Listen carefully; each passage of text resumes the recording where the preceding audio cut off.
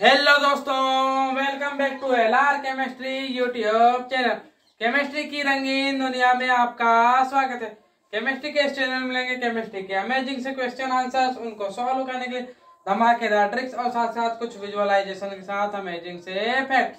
तो दोस्तों, इन सभी चीजों की रिक्वायरमेंट है तो प्लीज मेरे चैनल को सब्सक्राइब कीजिए और बेल आइकन को ऑन कर लीजिए। तो दोस्तों, जैसे कि आप जानते हैं कि मैंने चैप्टर नंबर 10 तक आपके सिलेबस को कंप्लीट कर दिया है और अब जो चैप्टर 11 चल रहा है। तो जैसे कि आपको मैंने पिछले इसमें बताया था कि डाइबोरेन क्या होता है, उसको बनाने की विधियां, ये सारी चीजें बता दिया था। लीजिए, अब आपका सबसे प्यारा बनाना बॉन्ड आ गया। क्या आ गया? बनाना बॉन्ड। अब इसकी स्ट्रक्चर कैसा क्या है, इसमें ये अपना नॉर्मल बॉन्ड क्यों नहीं बनाता, बनाना बॉन्ड क्यों बनाता है, ये सारी चीजें अब हम इस स्ट्रक्चर के जरिए पहचानने की कोशिश करेंगे। और सबसे पहली बात तो ये जो है आपके दिमाग में आएगा कि B2H6, यहाँ पर आप इसे डिवाइड करने की कोशिश करेंगे तो BH3 बनता है। और BH3 आपने काफी जगह पढ़ा भी है कि BH3 एक कंपाउंड होता है करके। BH3 एक कंपाउंड होता है। फिर यहाँ पर आप सर जी आप B2H6 क्यों पढ़ा रहे हैं, B2H6 क्यों पढ़ा रहे हैं? तो मैं बता दूं आपको कि ये B2H6 जो है BH3 से ही बना हुआ एक कंपाउंड होता है। क्या होता है कि BH3 में अब जब आप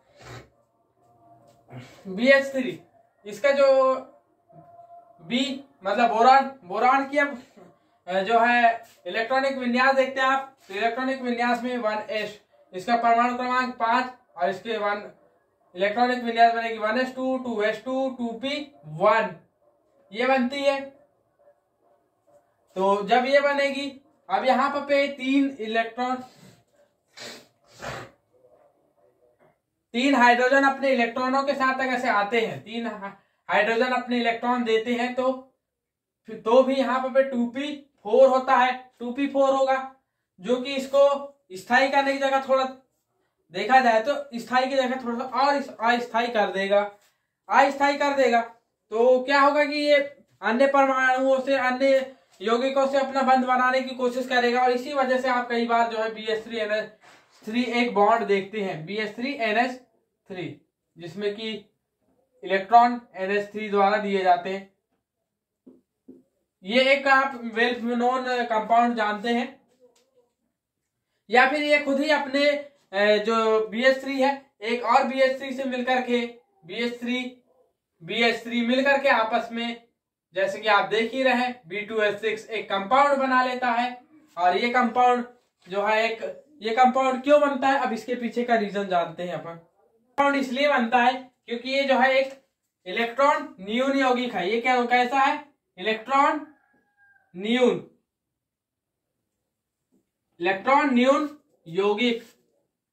अब इलेक्ट्रॉन न्यून यौगिक है, खासकर से इलेक्ट्रॉन न्यून होता है BH3 होता है इलेक्ट्रॉन न्यून। अब ये अपने ही जैसे दूसरे BH3 से बॉन्ड बनाएगा तो क्या होगा कि इसमें ये हाइड्रोजन का एक इलेक्ट्रॉन और ये हाइड्रोजन का एक इलेक्ट्रॉन, मतलब टोटल 2 इलेक्ट्रॉन 3 सेंटरों के बीच में, सॉरी माफ करना, ये देखिए इसका हाइड्रोजन का एक इलेक्ट्रॉन और ये दोनों बोरॉन में से किसी एक का एक, मान लीजिए फर्स्ट टाइम पर पे यहां से ये बॉन्ड बनाता है तो इसका एक इलेक्ट्रॉन और इसका एक इलेक्ट्रॉन, वो जो है इसके सहायकता के साथ जो है अपना तीसरा, मतलब कुल मिलाकर के बोला जाए तो 2 इलेक्ट्रॉन 3 सेंटर बॉन्ड फॉर्मेशन होती है। यहाँ पर पे 2 इलेक्ट्रॉन 3 सेंटर बॉन्ड फॉर्मेशन होता है यहाँ पर पे। और ये फॉर्मेशन कुछ इस प्रकार होता है जैसे कि कोई बनाना हो, उस तरीके का यहाँ पर पे फॉर्मेशन होता है बिल्कुल। तो इस वजह से इसे हम कहते हैं बनाना बॉन्ड फॉर्मेशन, जहां पर ये इलेक्ट्रॉन डेफिशिएंट होने की वजह से जो है यहाँ पर पे आपको इस तरीके की संरचना देखने को मिलती है। इस संरचना में जो ये वाला बॉन्ड है आपका BHB, जो आपका ब्रिज बॉन्ड होता है BHB, ये दोनों जो कुल मिलाकर के, अब हम यहां से आपको ये वाला कैसे मिटा करके बताना चाहें, यहां से इस लाइन को मिटा करके बताना चाहें तो ये वाला जो बॉन्ड है ये हो जाता है आपका 100 डिग्री का। और जो अब यहाँ पे बता दिया जाए कि ये वाला जो बॉन्ड है, अब ये वाला बॉन्ड, अब यहाँ पे भी ये भी, जब ये हो गया 100 डिग्री का तो ये भी 100 डिग्री का हो जाएगा। और साथ ही साथ बता दिया जाए आपको कि इसके अलावा जो ये वाला बॉन्ड है ये 97 डिग्री का हो जाता है। 97 डिग्री देख सकते हैं, आपको मैंने लिख करके बता दिया है, ये 97 डिग्री का हो जाता है। और जो ये वाले, जो इन दोनों ही बोरॉन के बीच की जो दूरी है ये हो जाती है आपकी 117 एंगस्ट्रॉम। 117 एंगस्ट्रॉम, सॉरी 117 नहीं, माफ कीजिए, बहुत ज्यादा बोल दिया मैंने, तो 1.77 एंगस्ट्रॉम। 1.77 एंगस्ट्रॉम, मात्र इतनी सी दूरी होती है आपकी। तो ये रही आपकी बनाना बॉन्ड के लिए जो चीजें आपके 11th में जरूरी है, ये चीजें आपको प्रोवाइड कर दी गई हैं। आप इतना ही लिख करके आ जाएंगे। देखिए सबसे पहले तो लिखने के लिए कुछ इस तरीके से लिख लेंगे कि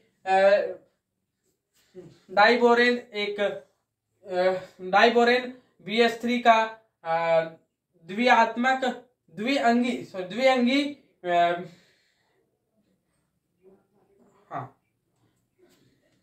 द्विअंगी कंपाउंड है। हाँ, ये लिखेंगे आप कि डाइबोरेन BH3 का द्विअंगी कंपाउंड है, जिसमें यहाँ एक इलेक्ट्रॉन न्यून कंपाउंड होता है, जिसमें दो इलेक्ट्रॉन 3 सेंटर बंध का निर्माण होता है। इसके अलावा आप लिख सकते हैं कि इसमें इसकी स्ट्रक्चर कुछ निम्न प्रकार है, और आप इस तरीके से स्ट्रक्चर बना सकते हैं। इस स्ट्रक्चर में ब्रिज बॉन्ड के BHB बॉन्ड के मध्य का कोण 100 डिग्री है, और HBH बॉन्ड के मध्य का कोण 97 डिग्री है। और साथ ही साथ जो आपके दोनों बोरॉन के मध्य दूरी 1.77 एंगस्ट्रॉम होती है। आपने इतना लिख दिए तो बिल्कुल आपको पूरे नंबर मिल जाएंगे आपके जितने भी हैं। तो ये हद से 3 नंबर का क्वेश्चन आएगा, ये 3 नंबर का क्वेश्चन, तो 3 नंबर के लिए इतना लिखना सफिशियंट होता है। तो दोस्तों इसी के साथ जो है आपका डाइबोरेन खत्म होता है, और साथ साथ बोरान के भी सारे यौगिक खत्म हो जाते हैं। अब हम बात करते हैं एल्यूमिनियम की। नेक्स्ट स्लाइड में बात करते हैं एल्यूमिनियम की। तो एल्यूमिनियम, जैसा कि आप जानते ही हैं कि एल्यूमिनियम, नॉर्मल बात की जाए तो एल्यूमिनियम का जो परमाणु क्रमांक होता है वो होता है 13, और इसका परमाणु द्रव्यमान लगभग 27 होता है। ये तो नॉर्मली आप जानते ही हैं। और इसकी जब इलेक्ट्रॉनिक विन्यास की बात करें तो 1s2 2s2 2p6 3s2 3p1 होता है, ये तो आप जानते ही हैं। तो ये हो गया आपका इलेक्ट्रॉनिक विन्यास। और अब जो है इसकी जो नॉर्मल बात है, अब इससे ये जो है बता दिया जाए कि ये आपका नॉर्मल जो ये शुद्ध रूप में नहीं पाया जाएगा, ये शुद्ध रूप में नहीं पाया जाएगा, शुद्ध रूप में नहीं पाया जाएगा। ये जो है अयस्कों के रूप में पाया जाता है। अब अयस्कों के रूप में पाया जाता है तो इसके कुछ निम्नलिखित अयस्क है, लेकिन आपको यह भी बता दिया जाए कि ये भूपर पट्टी में पाए जाने वाले सबसे अधिक धात्विक तत्व है भूपर पट्टी। इसका मतलब कि ये एक धातु है, ये एक आपकी धातु हो गई, भूपर पट्टी पर पाई जाने वाली सबसे अधिक धातु है। ये बात याद रखेंगे। अब इसके अलावा जो है आपको बता दिया जाए कि एल्यूमिनियम में पाए जाने वाले अयस्कों में जो पहली बात की अयस्क जो है 4 रूपों में पाए जाते हैं। एक तो ऑक्साइड, हाइड्रेट ऑक्साइड, सिलिकेट और फ्लोराइड के रूप में। ऑक्साइड, हाइड्रेट ऑक्साइड, सिलिकेट और फ्लोराइड, ये 4 प्रकार से पाए जाते हैं। अभी यहाँ पे 4 प्रकार से पाए जाते हैं। तो अभी इनमें देखिए जो है ये ऑक्साइड के रूप में 2 प्रकार से पाए जाएंगे, कोरेंडम और दूसरा हो जाएगा आपका जो नीलम। पहला कोरेंडम, दूसरा नीलम। नीलम का सूत्र क्या होता है? Al2O3, याद रखेंगे। उसके अलावा जो है ये हाइड्रेट ऑक्साइड, हाइड्रेट ऑक्साइड में डायस्पोर और साथ साथ बॉक्साइड, डायस्पोर और बॉक्साइड दोनों में क्या अंतर है? तो आपका Al2O3 इंटू H2O होगा, सिंगल H2O होगा तो होगा आपका डायस्पोर। और अगर डबल ऑक्साइड होंगे, सॉरी डबल जल के अणु, सॉरी हाइड्रोक्साइड कह रहा हूं मैं, आपके अगर डबल जल के अणु होंगे, सिंगल जल का अणु हुआ तो आपको वहां पर डायस्पोर में सोचना है, और डबल जल के अणु है तो आपको बॉक्साइड में जाना है। ये तो बात रही। अब फेलोस्पार, फेलोस्पार जो है आपका ये एक प्रकार का सिलिकेट है जिसका सूत्र होता है KAlSi3O8, KAlSi3O8, ये होता है आपका काय का सूत्र। तो ये है आपका फेलोस्पार, फेलोस्पार का सूत्र है, ये याद रखेंगे फेलोस्पार। इसके अलावा जो बात आ जाए अपनी आपके फ्लोराइड की, तो फ्लोराइड में पाए जाने वाला जो है वो क्रायोलाइट होता है, और क्रायोलाइट का सूत्र होता है Na3Al F6, Na3Al F6। और यहाँ पर आपको जहां पर जितने भी आपको यहाँ पे अयस्क देखने को मिले उन सभी में आप एक चीज कॉमन पाएंगे कि यहाँ पर इसकी ऑक्सीडेशन स्टेट एल्यूमिनियम की +3 होगी। अब यहाँ पर जैसे कि आपने ऑक्सीजन नीलम में निकालने की कोशिश की तो x, तो 3x + 6 = 0, तो यहाँ से आप करेंगे तो -6 होगा, -6, तो यहाँ +3। ऐसे ही आप जो है जैसे यहाँ पर भी जाएंगे तो यहाँ पर भी आपको +3 देखने को मिलेगी, यहाँ जाएंगे +3 देखने को मिलेगी, यहाँ जाएंगे +3 देखने को मिलेगी। मतलब यहाँ पे ओवरऑल जितने भी खनिज तत्व हैं वहां पर इसकी जो ऑक्सीडेशन स्टेट है वो +3 देखने को मिलती है। अब हम बात कर लेते हैं इसके कुछ गुणों के बारे में। तो इसका जो सबसे पहली बात यहाँ पर भौतिक गुण, तो ये तो सबसे पहली बात तो ये रासायनिक तत्व है, ये ठोस पदार्थ होता है, ये शुद्ध रूप में पाया नहीं जाता है, या अपने अयस्कों के रूप में पाया जाता है, ये चीजें तो मैंने बता दिया है। अब इसके अलावा जो इसकी केमिकल रिएक्शंस है, केमिकल प्रॉपर्टीज कहना चाहिए हमें, तो यहाँ पर ये केमिकल रिएक्शंस 3 प्रकार से शो करता है। केमिकल रिएक्शंस आपकी ये एक अम्ल के साथ अलग, क्षार के साथ अलग। तो अम्ल में भी 3 प्रकार की अभिक्रियाएं शो करता है।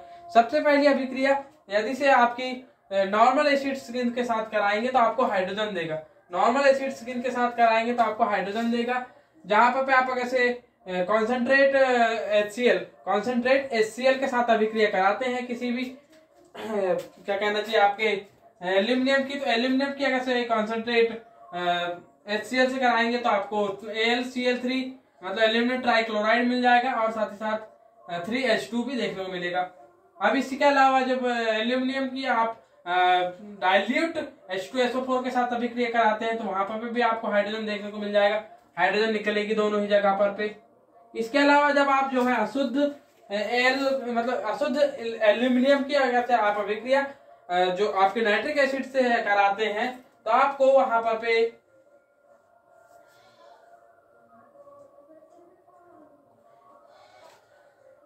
एल्यूमिनियम नाइट्रेट बनता है। ये देख लीजिए, आपको दिख रहा है एल्यूमिनियम नाइट्रेट बनता है, साथ ही साथ जो है कुछ लवण बनते हैं जो कि होता है अमोनियम नाइट्रेट का एक लवण भी बनता है जो कि आपकी पुस्तक में मेंशन नहीं है, लेकिन बता दिया जाए कि ये बनता है आपका।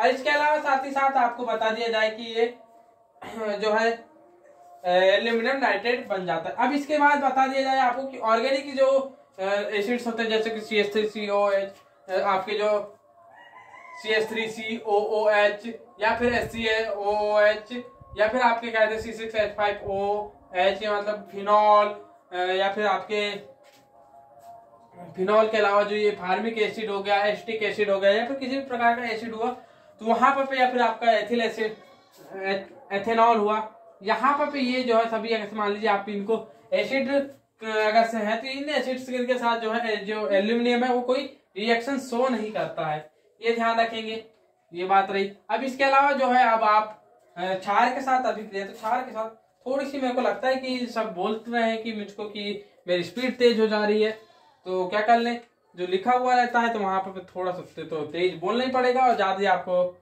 थोड़े से अगर दिक्कत हो रही तो आप अपने तरफ से स्पीड कम करके देख सकते हैं, या फिर दूसरा तरीका ये है कि आप जो है देखते रहिए और स्क्रीनशॉट ले लीजिए और स्क्रीनशॉट लेकर के लिखते रहिए, तो जो मैं बोल रहा हूँ बिल्कुल आपके समझ में आ जाएगा। यदि से आप चाहेंगे कि मैं इसे बोलूँ आपके दिमाग में बैठ जाए तो बिल्कुल नहीं होगा, आप जब तक कि आप नोट नहीं करेंगे तब तक नहीं बैठेगा।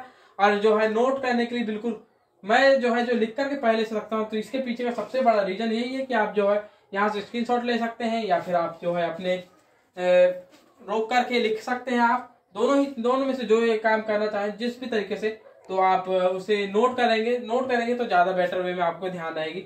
और ये रिएक्शंस है मेरे भाइयों, रिएक्शंस है। अब रिएक्शन अगर से आप कहेंगे कि सिर्फ बोल करके याद रह जाए, तो यार मेरे जैसे जो है, जब मैं खुद एक स्टूडेंट था 11th-12th का, तो मेरे के लिए खुद बड़ी दिक्कत में गई थी। तो अब आप तो फिर तो सोच ही लीजिए, बहुत दिक्कत जाती है रिएक्शन स्किल को ध्यान में रखने के लिए। जब आप अगर नए नए हैं तो बिल्कुल दिमाग में नहीं बैठती हैं ये रिएक्शंस, इसलिए बार बार लिख करके देखें तो बिल्कुल बैठ जाएंगी। अभी यहाँ पे जब आप किसी बेस के साथ इसकी मतलब बेस का विलयन लिया आपने, कि किसी बेस को आपने जल में घोल करके फिर उसमें एल्यूमिनियम को घोला, तो आपको जो है सोडियम, यहाँ पर मान लीजिए बेस मान लीजिए सोडियम हाइड्रोक्साइड है, तो आपको यहाँ पे सोडियम मेटा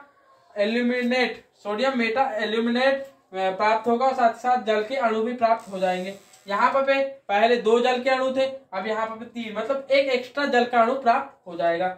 यहाँ पर भी अगर आपने जल का विलयन नहीं लिया तो ये रिएक्शन नहीं होगी, याद रखिए। जल का आप कहेंगे कि सर यहाँ पहले से तो जल था, आप दोबारा जल बना रहे, बिना जल के अगर से आप अभिक्रिया कराना चाहेंगे तो ये रिएक्शन नहीं होती है। आप कहेंगे, नहीं तो ऐसे में कहेंगे कि आप जल ना लें और सीधे सीधे डायरेक्ट रिएक्शन करा देते हैं सर हम, और यहाँ पर तो एक एक्स्ट्रा जल का अणु तो बनेगा ही बनेगा, ऐसी कोई रिएक्शन नहीं होती है, याद रखिए। तो ये रही बात। अब हम नेक्स्ट स्लाइड में चलते हैं, अपने जो कहना चाहिए आपके पी ब्लॉक के जो ग्रुप नंबर 14 के ऊपर चलते हैं। और अगर समय बचता है तो हम आज ग्रुप नंबर 14 को पूरी तरीके से एंड करने की कोशिश करते हैं। तो आइए दोस्तों, अब हम बात करते हैं कार्बन फैमिली की, मतलब ग्रुप 14 की। और यहाँ पे आपको बता दिया जाए कि जो पिछली फैमिली थी, उसके जो बोरॉन फैमिली थी, उसके ट्रिक नहीं बताया था मैंने, आपके दिमाग में आएगा। तो उसकी ट्रिक है आपकी भटा, देख सकते हैं, भटा, आलू, गाजर, इन, थैला, इस तरीके से आप याद रख सकते हैं। भटा, आलू, गाजर, इन, थैला, इस तरीके से याद रख सकते। इसके अलावा आप अब बात करेंगे कार्बन फैमिली की, तो कहे सीता जी सुनो प्रभु, इस तरीके से हो सकता है। कहे, अब अलग अलग लोग अलग अलग ट्रिक बताते हैं, लेकिन मैं अपने तरफ से ये ट्रिक बता रहा हूं।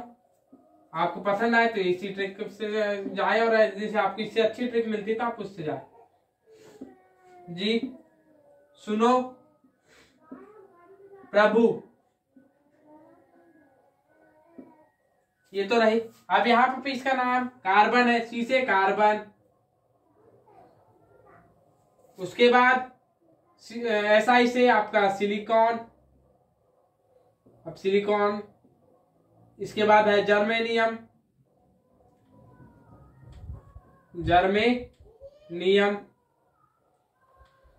अब इनके बारे में थोड़ी सी जानकारी अभी आगे लेंगे हम। टीन, एसेन मतलब टीन, यहाँ पर पिस्टेनस होता है। इसका जो रियल, जो आपके यूनानी भाषा तरफ का, ग्रीक भाषा तरफ का जो नाम है, इसका स्टेनस है, लेकिन यहाँ आप जो है भारत में है तो भारत में इसे टीन कहते हैं। और प्रभु मतलब आपका लेड।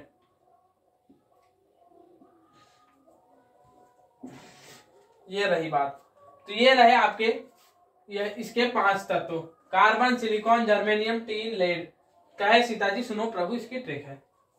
तो ये रही। और ये जो है ग्रुप 14 के तत्व हैं। अब ग्रुप 14 के तत्व हैं, और साथ साथ जो है अब इनके अब बात करते हैं इसके इलेक्ट्रॉनिक विन्यास, इनके परमाणु क्रमांक, इनके बारे में जानकारी लेते हैं। परमाणु क्रमांक, इलेक्ट्रॉनिक विन्यास, और साथ साथ आपके परमाणु भार के बारे में स्टार्टिंग में जानकारी लेते हैं। दोस्तों अब हम बात करते हैं कार्बन। अब यहाँ पे सबसे पहली बात तो ये जो है ग्रुप 2, यहाँ पे ग्रुप 14 के तत्व क्यों कहला रहे हैं, क्योंकि यहाँ पे पहली बात तो ये पी ब्लॉक के तत्व, क्योंकि इनका अंतिम इलेक्ट्रॉन पी ब्लॉक में जाएगा। और जब इनके आप इलेक्ट्रॉनिक विन्यास देखते हैं तो देखिए सबका एक एक करके बताता हूँ। 1s2, 2s2, 2p2, ये रहा कार्बन का। फिर इसके बाद 1s2, 2p2, 2s2, 2p6, 3s2, 3p2, ये हो जाता है आपके। सिलिकॉन का, जर्मेनियम का 1s2 2p 2s2 2p6 3s2 3p6 4s2 3d10 4p2। ये होता है 2 4 10 20 30 32, बिल्कुल सही। इसके अलावा आप जब 1s2 2s2 2p6 3s2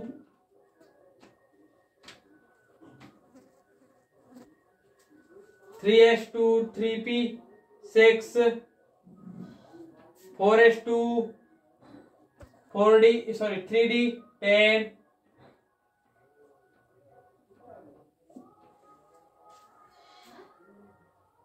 फिर उसके बाद आ जाएगा आपका 4p6 फिर 4d10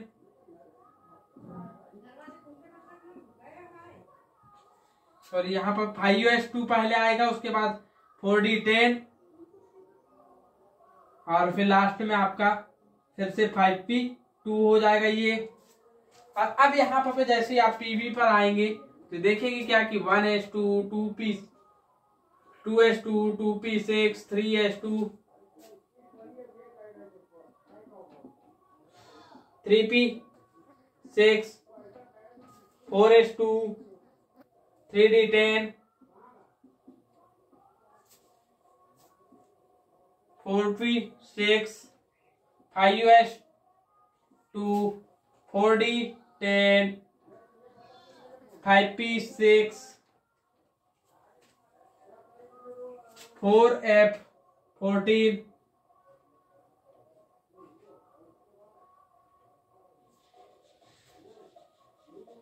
सॉरी यहाँ पर पहले 5d10 4f14 और फिर यहाँ पर आ जाएगा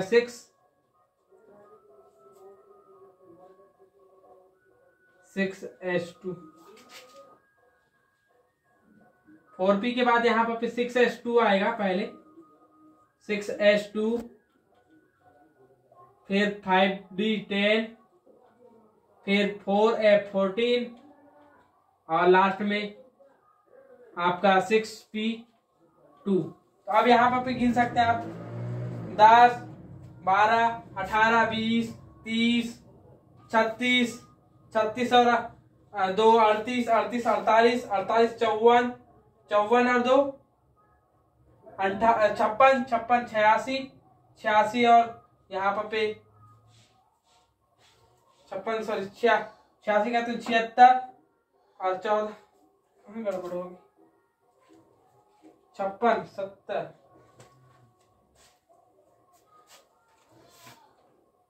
2 4 10 2 12 12 12 और 6 18 18 20 20 30 30 36 36 38 38 48 54 56 66 66 और 14 80 80 2 82, बिल्कुल सही है आपका परमाणु क्रमांक, आपने बिल्कुल सही लिखा। इस तरीके से आप गिन सकते हैं।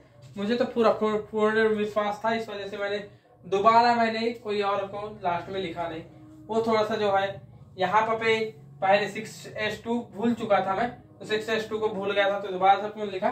बाकी फिर तो बाकी सब सेम थे, बिल्कुल आप एक्यूरेट हैं। ये इस तरीके से इन्हें ध्यान रख सकते हैं।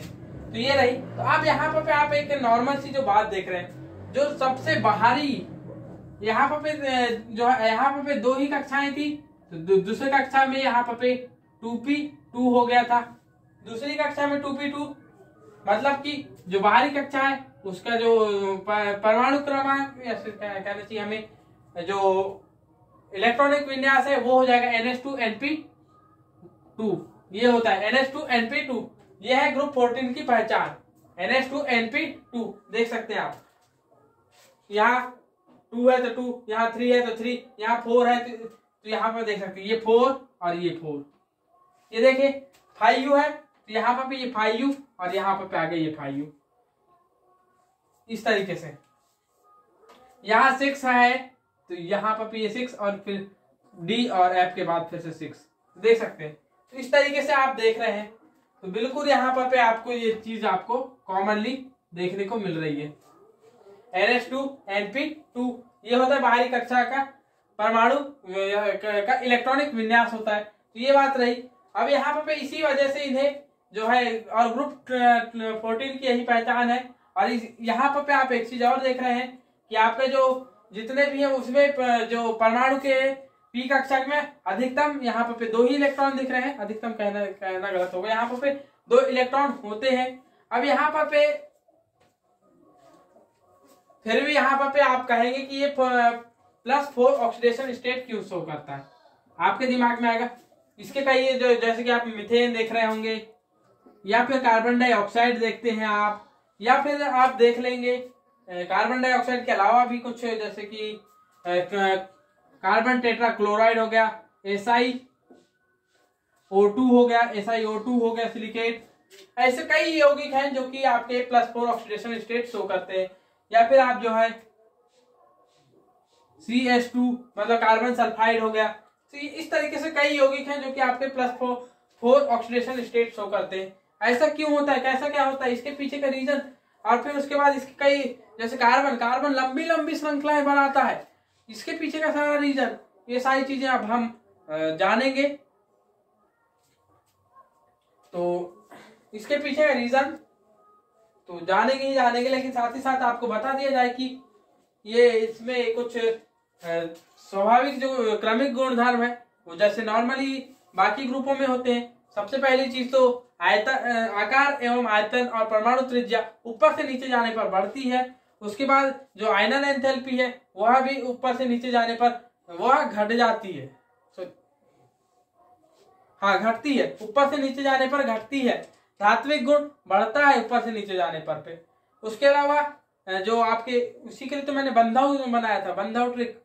आप बार बार मैं बोल रहा हूँ बंधव ट्रिक देखिए, बंधव। उसके अलावा जो है आपका जो अब यहाँ पर से आप जानने की कोशिश करेंगे, यहीं पर से आपका कार्बन डाइऑक्साइड आपका अम्लीय हो जाता है।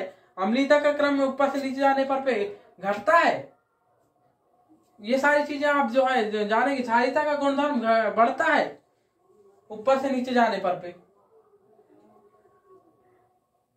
और इसके अलावा कुछ और जैसे कि इनके जो आयतन है, आयतन के अलावा जो घनत्व है, घनत्व जो है ऊपर से नीचे जाने पर पे घटता है। द्रव्यमान बढ़ता है ऊपर से नीचे जाने पर पे, द्रव्यमान भी बढ़ता है।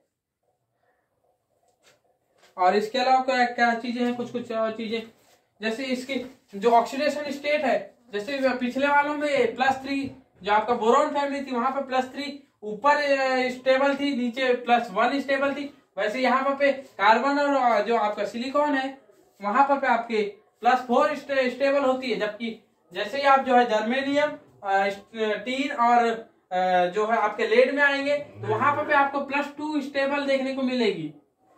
आप जैसे जैसे नीचे आते जाएंगे +4 से +2 स्टेबल होती हुई दिखाई देगी। ये बात रही। और इसके अलावा कुछ और श्रृंखला बनाने का गुणधर्म बहुत ज्यादा होता है, मैं तो अभी बोल करके बता दिया। और यहाँ पर अलग अलग प्रकार के संकरण देखने को मिलते हैं। संकरण क्या होते हैं ये आपको बता चुका हूं मैंने। संकरण अलग अलग प्रकार के होते हैं, तो वो अलग अलग प्रकार के संकरण, एक ही तत्व अलग अलग प्रकार के संकरण दर्शाता है यहाँ पर पे। और एक ही तत्व यहाँ पर ये भी बता दिया जाए कि अलग अलग ऑक्सीडेशन स्टेट भी शो करता है। जबकि क्या है खुद से ही अलग अलग, जैसे कार्बन आपका जो सिलिकॉन सॉरी आपका जो कहना चाहिए आपके मिथेन में आपकी sp3 होगी, तो जबकि ये खुद से ही अपना एक और बंध बनाएगा। जैसे कि आपने C2H4 यहाँ पे आपको sp2 देखने को मिलेगा, जबकि C2H2 में देखेंगे तो आपको सिर्फ sp संकरण देखने को मिलेगा। इस तरीके से अलग अलग जगहों पर अलग अलग संकरण देखने को मिलते हैं। इसके अलावा साथ ही साथ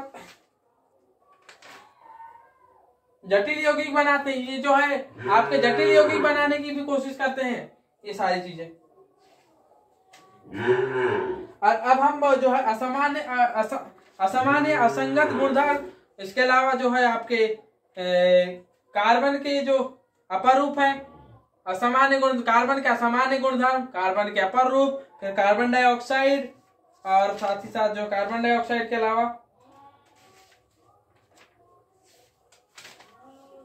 आपका कार्बन डाइऑक्साइड और शायद कार्बन मोनो सिलिकॉन के कुछ यौगिक, मतलब दो चीजें आपके कार्बन का यौगिक और सिलिकॉन के यौगिक, इन्हीं दोनों चीजों को हम जो है पढ़ेंगे। मतलब कि क्या क्या बच जाएंगे आपके, कार्बन के असामान्य गुणधर्म बच गए हैं आपके, क्या बच गए हैं इसके अलावा आपके कार्बन के अपर रूप, फिर तीसरी चीज बच गया है कार्बन के यौगिक जिनमें कार्बन डाइऑक्साइड, कार्बन मोनोऑक्साइड शायद पढ़ेंगे आप। उसके अलावा जो है जो सिलिकॉन के यौगिक, ये 4 चीजें आपकी पढ़ने के बाकी हैं।